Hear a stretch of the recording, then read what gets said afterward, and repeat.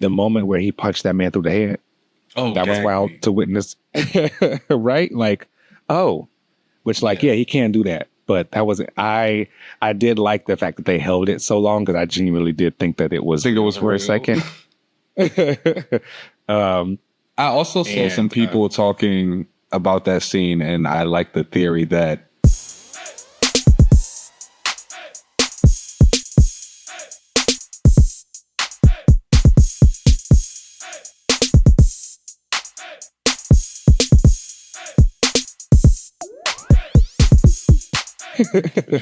All right, so welcome back to another episode of Another Relaunch. I am Virgil Hawkins. Oh, static. I was like, who's Virgil Hawkins? Hi. I'm Bobby Drake, the Iceman. Get into it. The premiere. I know that's right. How are you? I'm doing good. I had these steak quesadillas earlier, and like I am still on a massive high from those. Amazing. Love that. Like absolutely delicious. Like, ooh, and I haven't had them. Like they're from this really good place around here, but I just haven't had them in a really long time, and it was just what I needed. How are you? I'm great. Now I really want a quesadilla. That sounds really good. Maybe I'll get one for dinner or something later. It was delicious. Well, let's go ahead and get started with some of the news and updates this week. All right, so it came out. Yes, it finally has dropped. The Lanterns trailer. Now, I know people are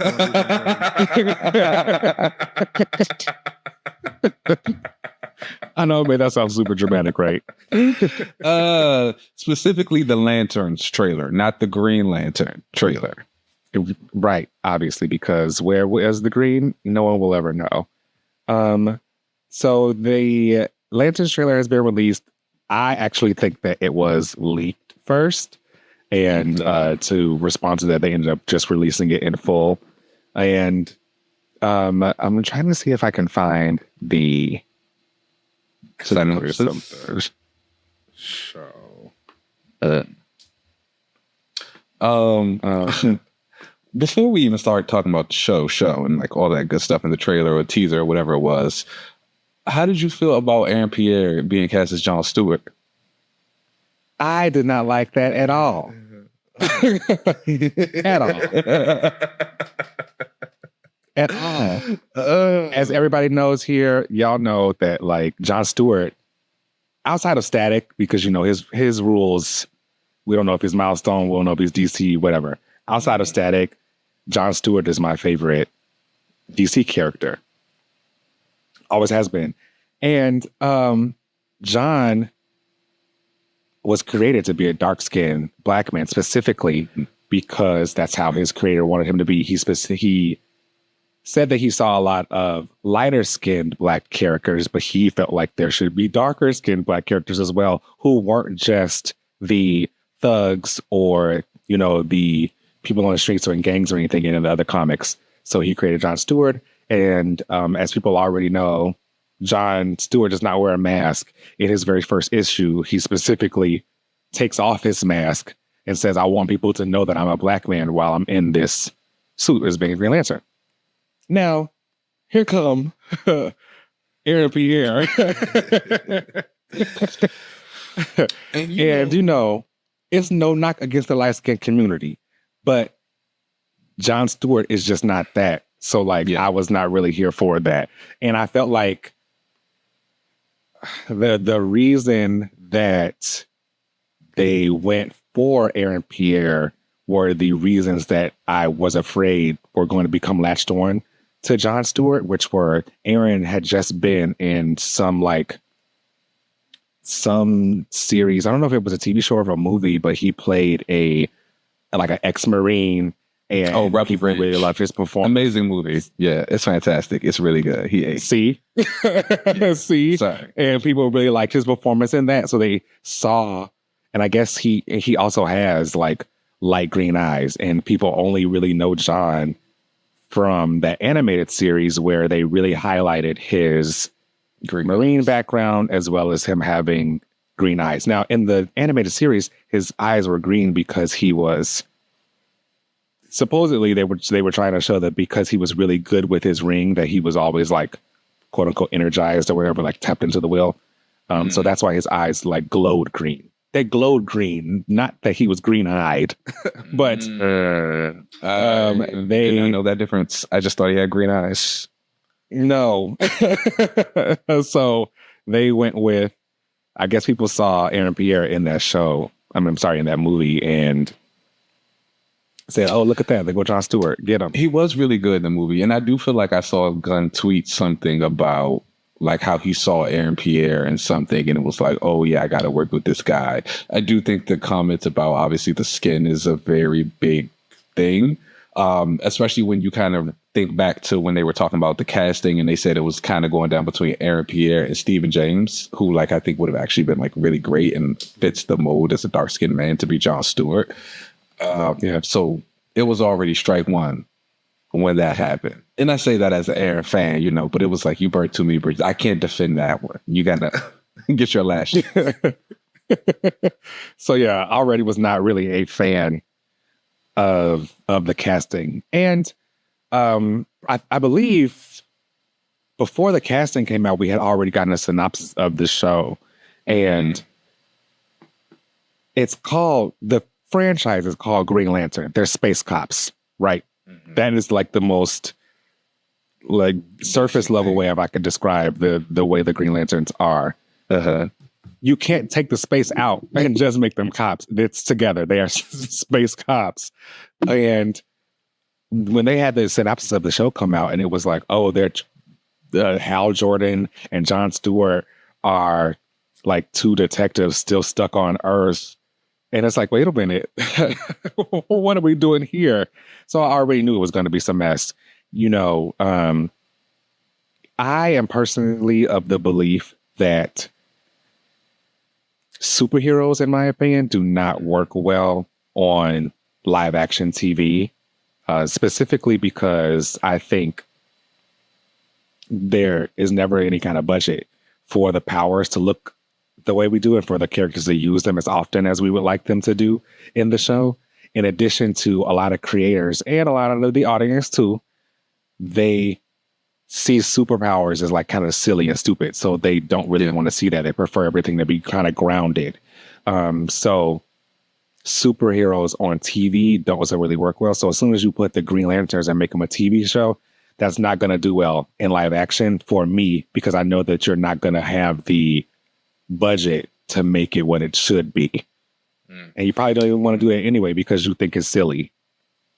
I do agree that I think a lot of people probably look at it as being silly or childish. I don't necessarily think I agree with the whole fact that they can't work on TV, even like with some budget constraints. Again, you know, I'm always going to shout out Agents of S.H.I.E.L.D. I think they did a lot of really great stuff with the powers that they could. Of course, you're always going to kind of focus more on those like street level people at a time, but the ones who they did get powers to, they did really good with it. I feel like, but I also feel like that was a show that wasn't afraid to embrace the comic bookness of it all. And like how you said, a lot of people don't do that. I feel like Lanterns also kind of suffers from what I feel like happens with a lot of the IPs in current Hollywood, is that people come in with these original ideas or like something that they want to make, and they go to these Hollywood studios and they're like, we don't really have enough faith in this to stand on its own, but we do have this franchise here. So like, let's figure out a way to adapt this story into this franchise. And that's why when you get these people, it's like, oh yeah, I've got to look at these space cops and I do need to find a way to pull it back and make it gritty or make it feel like my true detective show that I actually want to make, and just do it with the superheroes. Yeah, and I'm not really a fan of that.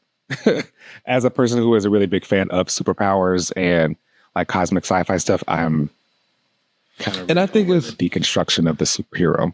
I think it's sad. I mean, it sucks. And I think obviously it feels a little pretentious to think that you can't have these stories that have these fantastical elements and it not still be like poignant and deep and be able to tell a story that really hits close to home for people, because obviously these stories are coming from the comic books, and the comic books are already doing that, or they're already coming from these other stories that are already hitting people. So it's like, why do you think that putting that on the screen would change anything for them.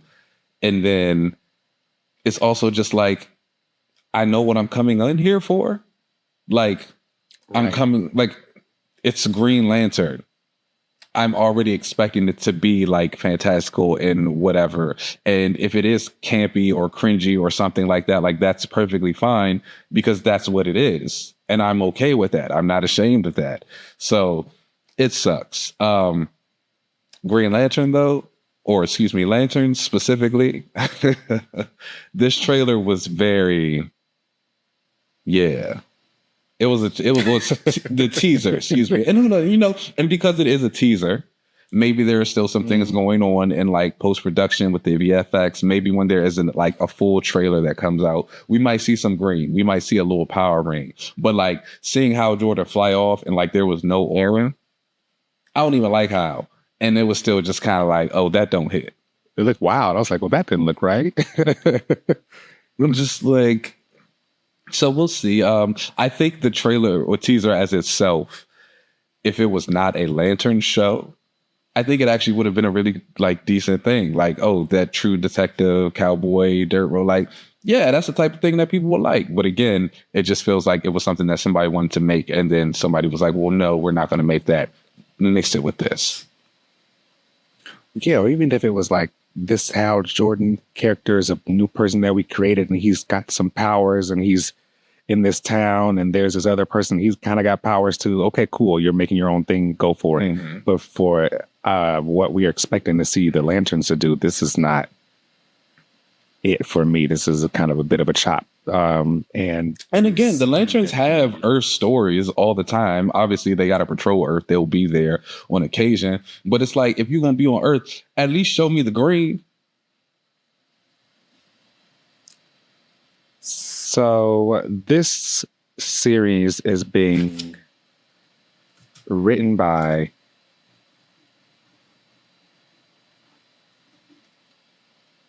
Chris Mundy and Tom King. Oh.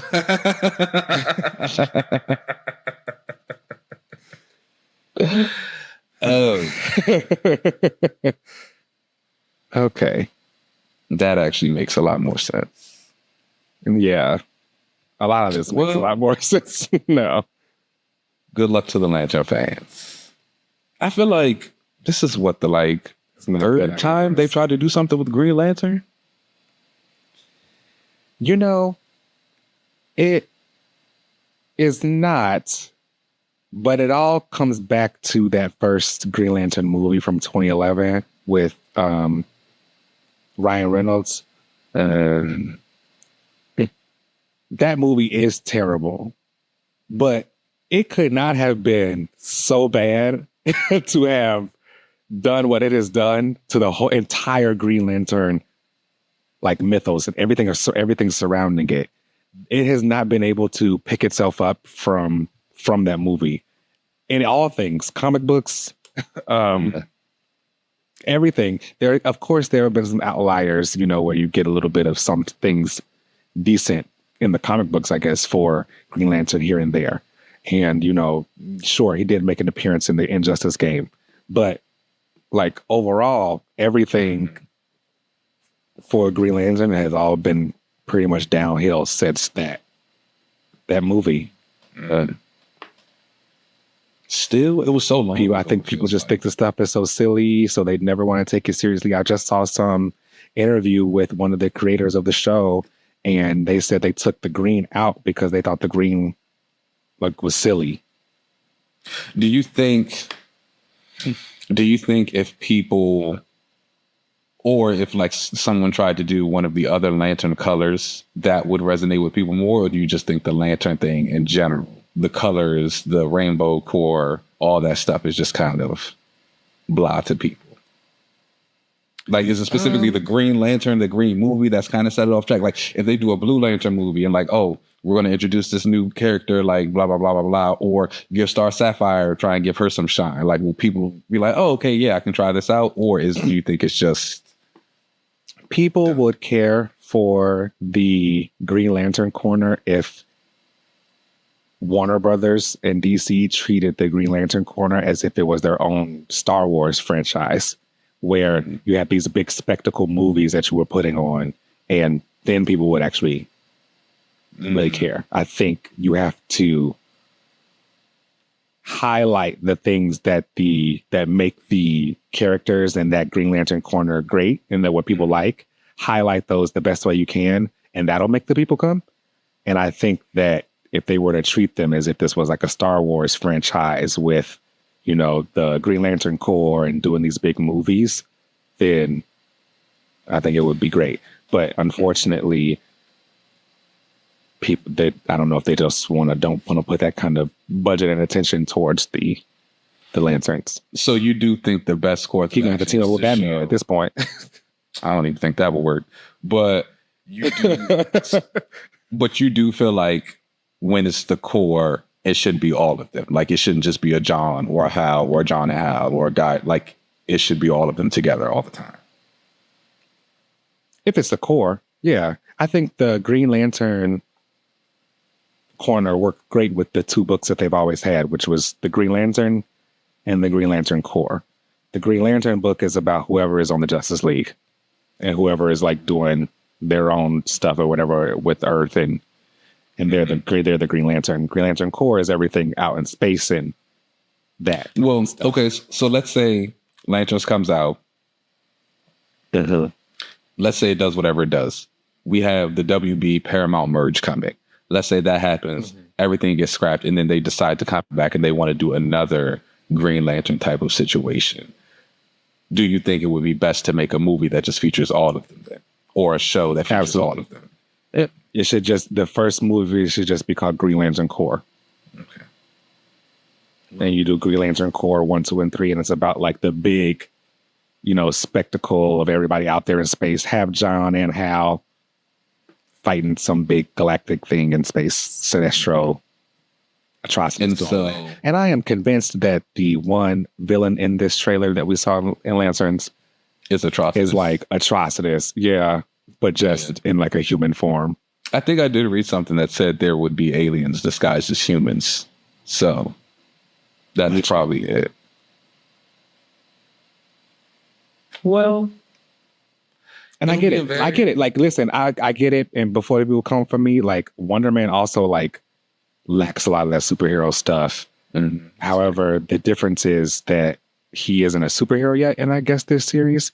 And for me, it would be significantly worse if this was like his second season and he's still not doing superhero stuff, even though he's been a superhero. You know, or if he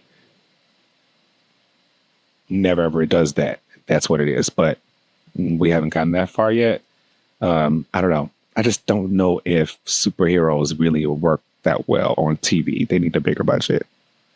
I think it can be done. I just don't think Lanterns is the one for it. Oh, actually, I don't even know that. I just don't think this way. I just don't think this was the way to do the Lanterns. And I will say it does kind of make me a little bit more nervous for Clayface, which is something that I was actually really excited for. Oh, I forgot about that. I think that might do well. I think it's going to do well, like from the story standpoint, but I'm just like really interested to see how they're going to handle everything else. Okay.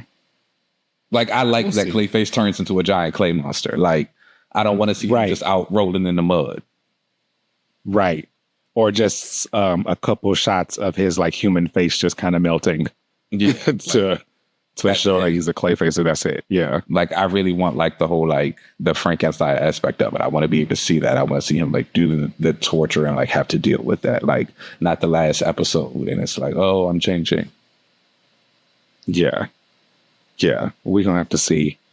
Okay, they also have recently announced a new Bishop miniseries coming this June. It will be written by Saladin Ahmed and drawn by Mario Santoro. And y'all already know we will be there. Absolutely, 100%. Opening day. The synopsis seems really awesome to me. Shard is going to be returning. It seems like Bishop will basically have to make a decision, you know, save his sister or let the timeline die. So we'll see what happens there. I am definitely going to be interested in seeing the way Bishop is written in this book. Also, if there are going to be any other guest stars in the book outside of just Bishop kind of by himself, like who will be his supporting cast? I definitely think, I feel like with the way a lot of these X-Men miniseries has been going, we'll probably get maybe like an issue with the guest star. I could see it being Storm. You know, they've been popping up he popped up in her book, so I could see them returning the favor. I am also interested to see about how he's going to be written. I'm not super familiar with Ahmed. I didn't read his Daredevil or Miles Morales runs. I've heard like Black Bolt. You get that? I like that. I read some of the Miles and did not like it. That's why I stopped. I've heard some similar things about that. And I know he's also currently writing Wolverine, and I've heard like mixed reviews about that as well. So it'll be interesting to see. But I feel like in the article he said that he's been really excited to kind of like dive back into Bishop's history and the stuff. It feels like it seems like he's reading a lot of the Bishop, the last X-Men series, and like those 90s miniseries that he had to kind of like pull back from that, which I feel like you have to, because those are the only ones that have Shard in them. So if you want to get their history together, you kind of got to go back there. 90s X Factor also has Shard. He was there. That's Shard. That's right. Part of 90s X Factor. With Shard and Lorna like fused in one issue. I should go back and read that. That was some good stuff. Because she was a hologram. That was release. This is the type of miniseries they should have had come out during Krakoa. That War College miniseries, you have her pop back up. Because I'm not going to lie to you. I do think he's going to end up sending her back to the future so she can die. But we are going to cherish the 5 issues no matter what. But like, this is where she should have came back during Krakoa. You got a little sample or something. That way you could take it over to the Resurrection queue and like, boom, she's here. A little piece of hair or something. I don't know, whatever they were using. But I guess, again, we'll take it. Or I don't know, they might surprise us and do some type of whammy jammy where she does get to stay, which I think would be really cool. I've always felt like Bishop needs, if he doesn't have his actual family there, then he should have like the surrogate family aspect. But I think it would be really cool to have Shard back. Yeah. Yeah, and I would like it if that actually became like his mission of him again, with trying to bring his sister back. Maybe he even figures out resurrection protocols again on the side and it's like, I can figure out how to resurrect my sister. Yeah, that would be amazing. There's a couple of things I'm done with Bishop, but this is very high on the list. Again, Shard coming back was always priority. So we're going to take that. Yeah, I'm very excited for this. All right, y'all, let's go ahead and take a break and then we'll be right back.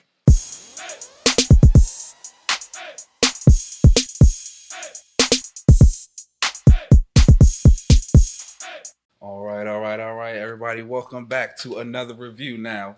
Lots of comics to talk about. Well, 2 big ones that we are going to talk about today. Of course, I have to give out the hot shots, shout outs. So I've recently been reading this. I like the title. Hot shot shout outs. The hot shots. Yeah. Iceman Omega came out this week. It's actually just a collection of the Luciano Vecchio Marvel Unlimited comics that he had been doing, Infinity Comics. But I always enjoyed the Infinity Comics. I talked about them. I think he did a really good job with them. And so this is the collected edition of that. And then it's got like a little vignette from the Pride story that he was a part of in there as well. Really good stuff. You know, Iceman is a king. He deserves a lot. Hopefully this is the beginning of more for him. There's also Lost Fantasy number 8 that comes out. So this is actually a book that I recently started reading. It's a image book. It's written by Curtis Pyers and Franklin Jonas. It has art by Luca Casaguda and colors from Mark Dale. This is issue 8. So quick basic premise of it is there was a world beneath ours and it was discovered that monsters live there. And because of a big disaster, there's a schism that happened and now the monsters can break through it and come to our Earth. So in the shadows, there are monster hunters who go and stop them from doing all of these things. However, recently there's been just this massive killing. And so this rookie monster hunter named Henry Blackheart has been tasked with going to figure out what's going on. And that's where this series goes. Really great action, really great art. I'm still getting into it. I'll talk more about it as it comes out, but I think people should be picking this up. It's pretty good. Like I said, it's only at issue 8, so there's still plenty of time to get in.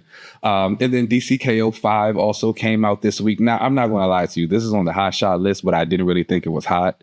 It kind of just felt like a shot, and I don't know if it hit, but I would like to know what people thought of it. I thought the art was amazing. I think DCKO 5, it honestly left a little bit to be desired, and the event as a whole kind of like tipped off to a place that I wasn't expecting. That said, we will be discussing that more because it's going to lead into one of the books that you want to talk about today, which is DCKO number 2, as you've been keeping up. So let's, when it was good. I mean, excuse me. Yeah. So I haven't gotten to issue 5 yet because issue 2 was hot. I had a great time. Issue 2 was hot. I remember liking it. This was written by Scott Snyder and Joshua Williamson with art by Hermetico and Javi Fernandez. And like I said, I really enjoyed the issue. I had a good time. So this is again the tournament. Everyone or the people who made it past the first round are now into the second. And the second round is basically the free for all item round, where there are a bunch of these items that everyone I thought that they were going to be able to use them in the game, because they were able to everyone was able to bring an item to the match. Well, it turns out a lot of the items were used in this part of the round, where they were just scattered across this giant like graveyard where all these like dead celestial beings were. It's like massive place, and all these items are spread out, and they are like the like Blue Beetle Scarab, the God Killer Sword, Thor's Hammer, which is interesting that was there. A Mother Box, Adam's Belt, a Crimson Rod, the Claws of Osiris, which like I don't read the Hawkman books, but I think it's a Hawkman. I think it looked really cool. The pen, the Genie pen, I guess. I didn't know that Joaquin Thunder. What's this? Yeah, I didn't know it was from a pen. I don't know where he got the Genie from, but that's interesting. A bunch of power rings, the Speed Force ring, and a mystery item. Now, already this like the Apocalypse Heart is telling everybody the rules that, hey, there's an item. There are 32 of y'all, but only 16 items. So by the end of this, half of y'all are going to be dead. And because by the end of this, whoever does have an item, you are going to die. Remember, think like Dark Side and go. So everyone goes out. Obviously, Superman's biggest thing is he did not want any of the villains to win. So he goes after the villains, especially Lex. He's like, I do not want Lex to win this. So he goes after Lex.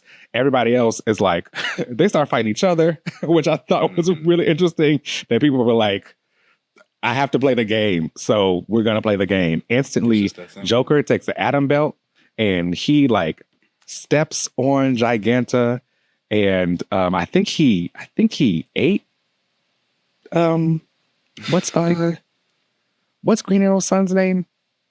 Connor. I think he ate him. Like he like was just killing a bunch of people. It was craziness. It was wild. It was a lot of wild stuff going on out there. Again, I was enjoying it. I think the really cool moment for me was the Lex Luthor and Superman fight, because while they're fighting, Lex is telling him, Superman, the one thing that really pisses me off about you is I used to think it was because you were always there to save us. I mean, because you were always saving us, humanity could never work on itself and we could never push ourselves. But it's actually because you don't do enough. Like you never really do enough. You always just fall short. He was like, even right now with the power of Apocalypse here, but you becoming the King Omega, if you win this tournament, you're thinking about putting things back the way that they were instead of fixing things and doing more for people. And he was like, you get on my nerves for that. And he chopped his arm off with a sword that he made from the Phantom Zone, which I thought was really cool. Really cool moment. He also has these like kryptonite flakes that he uses on him. Superman is just out here getting beat. And Lex like flies off, goes towards some power rings. He tries to almost get stopped by Star Sapphire. She prevents him from getting the rings, but he says, it doesn't matter. I got the one I wanted anyway. And it was the black ring. And she was like, good luck doing that. You can't do anything with that. He was like, please trust me. I know what I'm doing. Turns out he was controlling all those dead celestials from the planet. And he ends up like wrecking shop and wrecking everybody. We have the winners by the end of the match, and they are Joker, Etrigan, Flash, but this is Jay Garrick, Superman, Hawkman, Zatanna, Green Lantern, Guy Gardner, Lobo, Lex Luthor, Harley Quinn, Red Hood, Aquaman, Wonder Woman, Captain Atom, Swamp Thing, and Cyborg. Now, again, Few kings, couple queens. yeah, some of the people did make it through. And then by the end of the issue, we get a flashback to the people who have been controlling the time stream and making sure there's no big changes or whatever, so that everyone can continue in this tournament. We see that Booster Gold has actually been, he has been Darkseid the entire time, and he grabs the throat of one of the other timekeepers, and then the issue ends. So again, I'm having a good time. I love a tournament, so I'm liking it. I really, really enjoyed the Superman and Lex Luthor moments, just because I liked the kind of reframing of his beef with Superman, where it was, no longer looking at him like, actually, the problem I have with you is you don't do enough. Like, you should be doing more. I will say your recap, like, I did like issue 2. As I said, like, I remember liking the first issue. I really did like the second issue. The tournament aspect of it was like really interesting. I think we'll see how you start feeling next issue. I'm interested to see how we see where the turning point is, because I'm having a good time.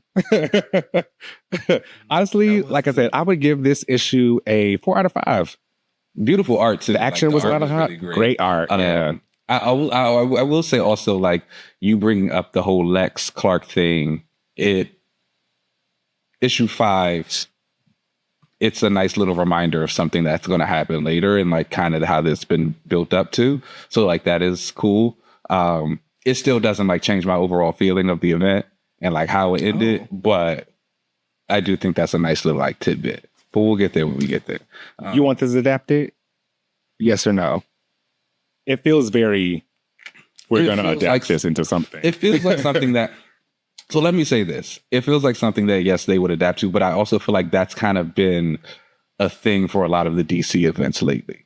It feels like, oh, we're making this to be adapted later. And I think that's also a problem that I've had with a lot of the events that they've had lately, is how kind of empty they feel towards the end. But again, we'll get there when we get there. I'm glad you are enjoying it now. The tournament aspect was really fun. I do remember the aspect of them like all picking their little artifact or whatever they were going to use to fight. And like, I love that Cyborg was in with the Trinity. And like when he was grabbing his father box and they were getting their stuff, I thought that was super dope. A lot of people I like made it through. So that was also really great. Yeah, it's cool. Okay. I like that. We'll see. We'll continue on. But the other big book I want to talk about, this is a really important and like really special book for me. Moonstar #1, Danielle Moonstar of the New Mutants and X-Men has finally launched out on her own solo series. This is kind of major. Let me actually say this. While this is major, it also feels a little, not bittersweet, but I don't know. It feels a little weird. I feel like because Marvel has been in this aspect of this, being in this space of like, all the books we release are 5 issues. And it's like, we're just getting these mini things. It feels like you're setting me up, and it's like, this could be cool or this could be fine. But it's like, once that happens, then what? Am I going to be waiting another 6 months to a year to see Moonstar again? Is that wait meaning that it's going to be a whole new characterization for her? Is someone going to carry on with these plots? Is it going to, like, it's just a lot of questions. So like, but whatever, we'll get to that later. Let's actually talk about this issue, Moonstar #1. Really, really good issue. So Dani finds herself in Boulder, Colorado. This is a continuation. I don't know if you read the Magic series that Ashley Allen has been writing. No, but I had seen some pages of it, and it looked really cool. She wrote it. I read some preview pages that really great. A lot of people say really great things about it. I think folks should check it out. But in that series, Dani shows up. Dani has now joined this mystical society called the Society of the Eternal Dawn. And they basically are devoted to protecting Earth from disasters. Like many organizations, they turn out to be not so great.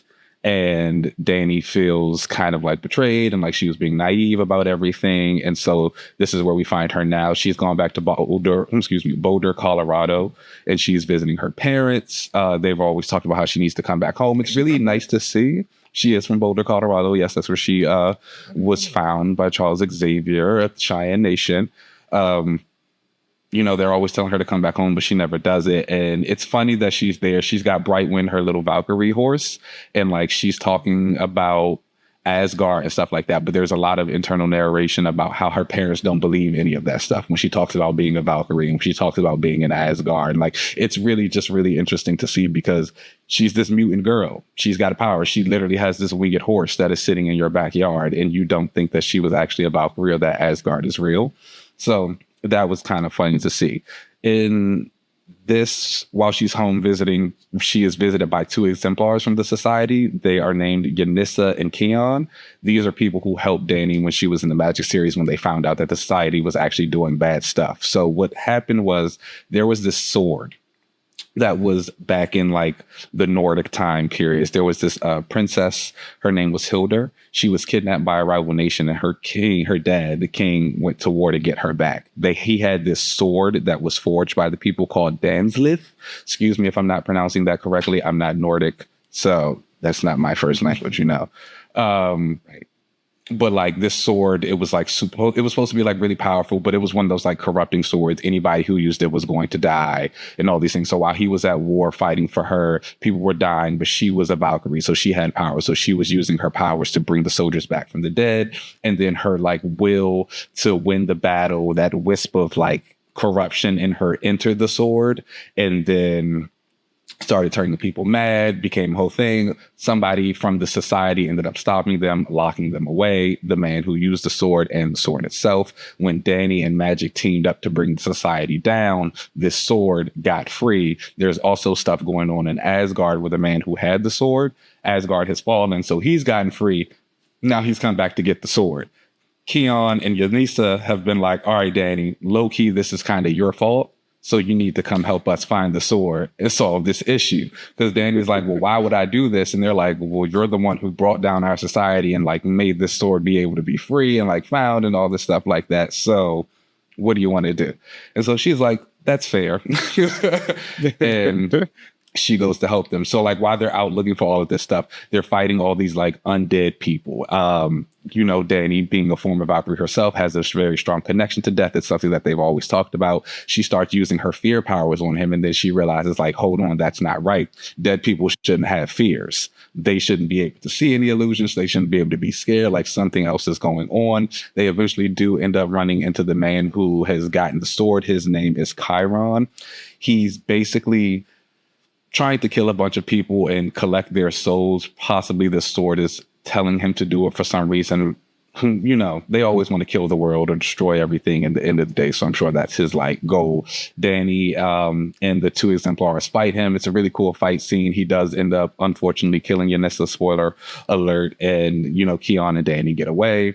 You know, they talk about how Yanissa's final wish was for Dani to stay alive, for them to defeat this guy, for them to like save everybody. And so like, okay, that's what we're going to do. And that's pretty much where the issue ends.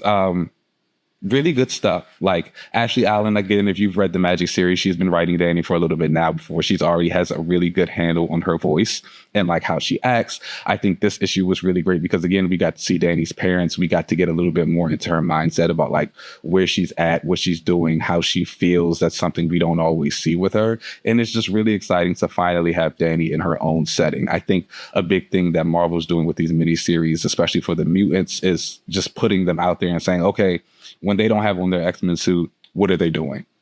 Like, if they're not out protecting mutants, what are they doing? And like just kind of giving them that side mission. Again, it's really cool to see, but it does leave you wanting a little bit because you just think of, unfortunately, you got to think about like those days where a character could have a solo going for like 20 or 30 issues or something like that and just like really have that runway. And it's like for this to be Dani's first big story, I would love to see that. I would love to her to have this book and like people show up and they show out for it and it goes on for 30 to 50 issues or like just show that heck, she can do it for 12. Like, you know what I'm saying? Just like more than 5 and then having to wait again. And I'm pretty sure that it might be something waiting for her when these 5 months are over, maybe on another teen book or something like that. But it's just, that's a hope. It's not a guarantee. And as we've seen recently, like with the recent Marvel cosmic push, that they will stop it if it's not given what it needs to give, you know? Yeah.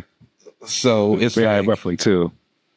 If this Dani book, hopefully doing what it needs to do, if it doesn't, are they going to be like, okay, we actually don't need her in these other books. We actually don't need to see her again. We actually don't want to give it another try. And like, that's the frustrating thing about it. But let's put all that to the side, those negative thoughts, and then hope for the best. I thought this was a really good showing again. I feel like the Magic series was really well received and a lot of people did also read that. And I feel like hopefully a lot of those fans, even if they weren't familiar with Dani or they didn't know her beforehand, they might have followed her over to this and just like are really enjoying it. I hope people are interested in her, are picking it up and are getting into it. I hope this brings a couple of new readers in. I personally love Dani's Valkyrie stuff, so I'm always interested when that comes up for her. I really like the connection to Death. I'm hopeful that we might see Hela at some point because, you know, Hela loves her some Dani. Maybe this will even be a segue. Let's get her into Marvel Rivals, you know? Big girl there. Oh, okay. She can come in on a little event with them. Some other Valkyries. Jane's not in that game yet, is she? No, not yet. Jane, Dani, the actual blonde Valkyrie, Brunhilde, I think that's her name. Runa. Magic Tons of girls in there in the game. She does. Boom. No, it's already set. So, and we might even see Magic pop up in this again somewhere. Well, maybe not. I think she's doing some stuff with Colossus and their other series, but we might see who is in there. Lots of good stuff. The art is like very familiar to me. It reminds me of another artist who kind of has like that cartoony anime style a little bit ish. Feels like kinetic, but I'm not going to lie. It's not my personal favorite style of art, but I think it's good. I think the action scenes are pretty well done. I think the emotion and the faces could be sold a little bit better, but you know, it gets it done. I would give this issue a 3.5 out of 5. I would say for sure. Like, okay, strong writing, strong character work. I'm excited to see where it goes. I'm anxious to see also if Ashley kind of like does some more stuff with Dani's powers. You know, obviously she uses her psychic arrows. We get a little bit of illusion casting. She talks about her empathic abilities. I would really like to see if those can get expanded a little bit more, even getting more maybe into some full telepathy. Because, you know, I'm always going to support the girls get energy. We know the telepath child. They're going, you know. They're always here. But yeah, good stuff. Really good. That's great. All right, y'all. Let's go ahead and take a break, and then we'll come right back. Cool.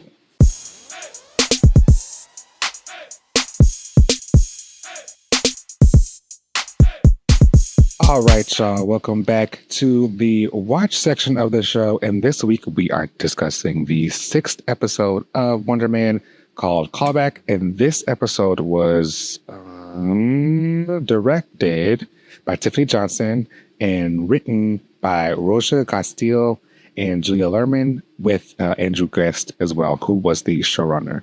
Now, This episode is where Simon and Slattery will meet at Kovac's house to go for the callback. Now, I'm not an actor. So I don't really know if this is actually how things work, where you are, after you've auditioned for something and you are getting a callback, you actually go to the director's home and like sit down with him and do all that other kind of stuff. That seemed a little too personal to me. But again, I'm not an actor, so I don't really know if that's the case. But Simon and Trevor go to Kovac's mansion where they meet the other contestants, the other actors who are also trying to become Wonder Man and Barnaby. Now, when they get into the house, they are met with the other people who are there. Simon's kind of freaking out because he's like, oh my God, I don't want this to, I can't mess this up. I really want things to go well. He goes inside. Everyone's kind of like introducing themselves. The one guy says, oh, I have no formal training. I just like, the director kind of saw me, or the casting director saw me and told me I should be in a movie. And like, here I am. And like, people just say I have a natural talent. And it's so crazy to think that like, that's really how people end up getting. Yeah. Then you just, Somebody met you at a party and they was like, oh, you should. I remember I had a job like that when I was younger. There was this lady, she came in as the director of some department, had no background in that department whatsoever. She had just met the CEO at a party and he was like, oh yeah, I like you. You should come work for me. And they like created the position for her. That's crazy. Ain't it? You never had that kind of luck. Only kind of luck I ever had like that before was I did meet a hiring manager at a karaoke bar. And my go-to karaoke song is usually Single Ladies or Crazy in Love, because I can't sing, but like, I could mask it with dancing. Okay. And I'll just like dance the whole time. Okay. And I did that once at a karaoke bar, and the hiring manager at this firm I worked at before was like, oh my gosh, you were so great. What's your story? And I told her my story and how I was looking for a new job. And she was like, come work for me. And I got a job. So that did trying to getting wet. But yeah, this episode, they are there and going around telling each other like where they're from. And this person's like, oh, I've never really tried before. Simon is like, oh, what a journey for you. And the guy's like, nope, it wasn't. It's been pretty easy. And Simon was like, I was just being sarcastic. The guy's like, oh, I don't really like comedy. I thought that was actually kind of funny. Later, Simon everyone's pretty much asked to do some scenes in front of Kovac, and Simon does a scene from Pretty Woman, which like in my opinion, the scene itself that he chose wasn't bad. It was just not really obviously what he was looking for. Even I knew that. That's not really what you should have been trying to give right now. And Kovac seemed pretty disappointed in him. Trevor and Simon are basically broken up, where they are partnered with other people for their scenes. And you can kind of tell that things for Simon aren't that great when he's working with somebody else that's not Trevor, because he's just not really close with anybody else. Simon and Trevor have a moment outside where Simon's like, I'm freaking out. Trevor's basically telling him, you're not your powers. You are the sum of everything that you've ever experienced. You are you. So just be you. And basically, by the end of this, Simon gets the role. He impresses Kovac. He didn't break his leg. He got the part. Yes, he got the part. Shout out to New York. And he ends up becoming Wonder Man. Now, later on, Trevor ends up being taken by Cleary, and Cleary's like, you taking too long to get the evidence on Simon. Like, you get to pick it up. And Slattery's like, don't worry, like, I got it. Overall, I really enjoyed the episode. I thought things were great. This is more like a character story study into Simon and like who he is as a character. I liked the speech that he gave with that he received from Trevor outside. The moment where he punched that man through the head, that was wild to witness. Right? Like, he can't do that. But that wasn't. I did like the fact that they held it so long, because I genuinely did think that it was for a second.